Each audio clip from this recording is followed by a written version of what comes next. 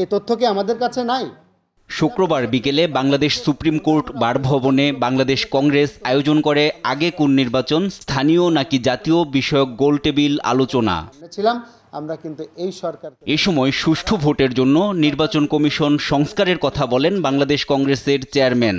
জাতীয় নির্বাচনের আগে স্থানীয় নির্বাচনের দাবি জানান তিনি। নির্বাচন আমাদেরকে সময় করেই করতে হবে এবং এই নির্বাচন ব্যবস্থা যতদিন ঠিক না হচ্ছে কোনো সংস্কার করে লাভ নেই।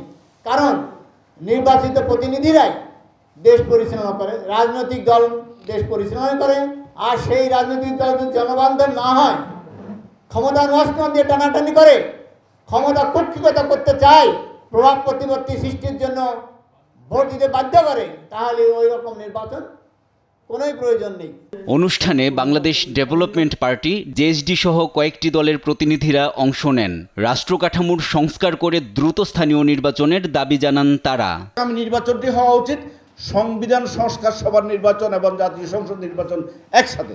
নিরপেক্ষ একটি গভর্নমেন্টের অধীনে এই সুযোগটা যদি দেওয়া হয় তাহলে মানুষের সেবা করে দেওয়ার একটা প্রাতিষ্ঠানিক রূপ দেওয়া সম্ভব হবে।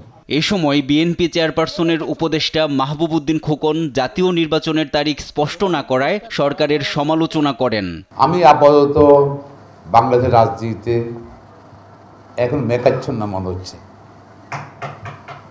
কোন নির্বাচনই আমার সামনে দেখতেছি না। উনি একবার বললেন ডিসেম্বরে নির্বাচন, আবার বললেন যে ডিসেম্বর জুনের নির্বাচন, দ্বিতীয় ঘোষণা প্রথম ঘোষণা ছিল ডিসেম্বর নির্বাচন, দ্বিতীয় ঘোষণা হলো ডিসেম্বর জুনের নির্বাচন, এবং হয়তো তৃতীয় ঘোষণার জন্য অপেক্ষা করতে পারেন। হয়তো এত কথাবার্তা আলোচনার পর জাতীয় কমিশন, এই কমিশন সেই কমিশন, অনেক কমিশন পরও কিন্তু স্পষ্ট হলো না।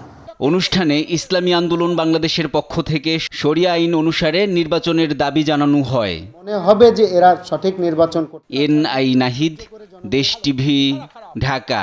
আপনার বরিশালে একটা প্রোগ্রাম পাকিস্তান আমলে আইছিল,